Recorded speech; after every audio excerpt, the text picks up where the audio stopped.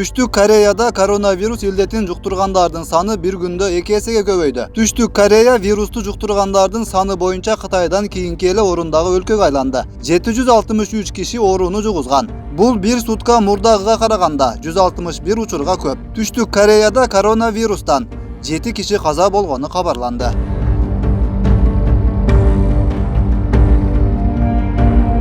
Япониядагы Diamond Princess кемесинен Орусия 8 жаранын алып келди. Алардын 3-өө коронавирусту жуктурганы аныкталды. Бул жарандар Казанга жеткирилгени маалым болду. Кемеде жалпысынан Орусиянын 24 жараны бар. Алардын дагы 3-өөнө вирус жугуп, Япониядагы ооруканага жаткырылганы айтылды.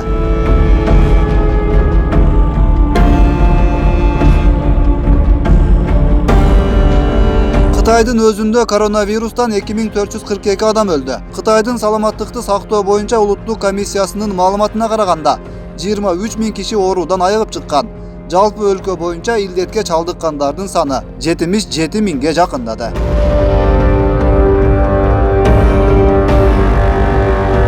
Кытайдан тышкары 27 өлкөдө коронавирус жугузгандар катталды. Венециянын бийлиги карнавалдын акыркы 2 күнүн өткөрүүнү токтотту. Шаардагы бардык эл көп катышуучу иш-чараларга тыюу салынды.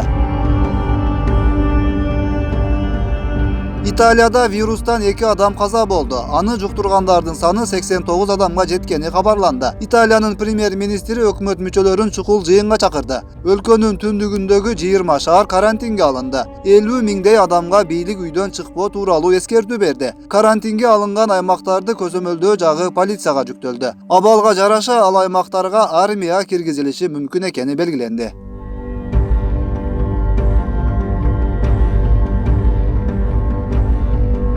Бул аймактарда мектептер жабылды. Футбол боюнча Италия чемпионаты баш болгон спорттук иш-чаралар токтотулду. 23 февралда А сериясындагы футбол оюндары да болгон жок. Европа кубогу үчүн мелдештер жылдырылат же көрүүчүлөрү жок өткөрүлүшү мүмкүн. 24 февралда Испаниядан келе турган Барселонанын оюнчулары жана башкалар медициналык көзөмөлдөн өткөрүлөт.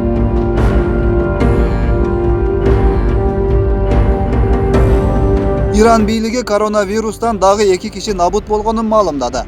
Армения чек арасын катуу көзөмөлдөөгө өттү. Сауд Аравиясы жарандарына Иранга барууга тыюу салды. Ирак 20 февралдан тартып ирандык туристтерге убактылуу чектөө киргизип, өз аймагына киришине тыюу салган болчу. Ирандан кайткан ирактыктар кылдат текшерүүдөн өткөрүлүүдө. Кувейтта Иран менен аба жана деңиз каттамдарын токтоткон.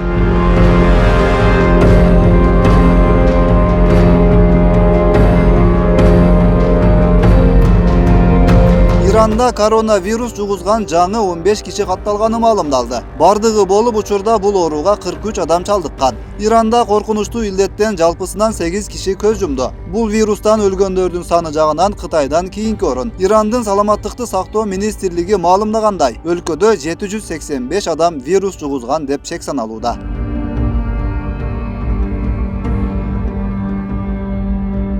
Кыргызстанда болсо сыркоолоп дене табы көтөрүлгөн Кытай жаранын тез жардам 20 февралда республикалык жугуштуу оорулар клиникалык ооруканасына жеткирген. Ал Кытай Кыргызстанга январ айынын башында келген. Дарыгерлердин текшерүүсүндө анын дене табы 37,6 градустан жогору болуп, мурду бүтүп жатканы белгилүү болгон. Коронавирусту аныктоо үчүн анализ алынып, жыйынтыгында таза чыкканы айтылды. 21 февралда Кытай жаранынын абалы турукташып, Кытайдын Кыргызстандагы элчилигинин кызматкерлерине өткөрүлүп берилди.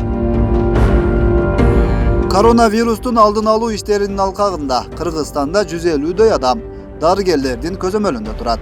Өткүрбек Рахманов, Регион.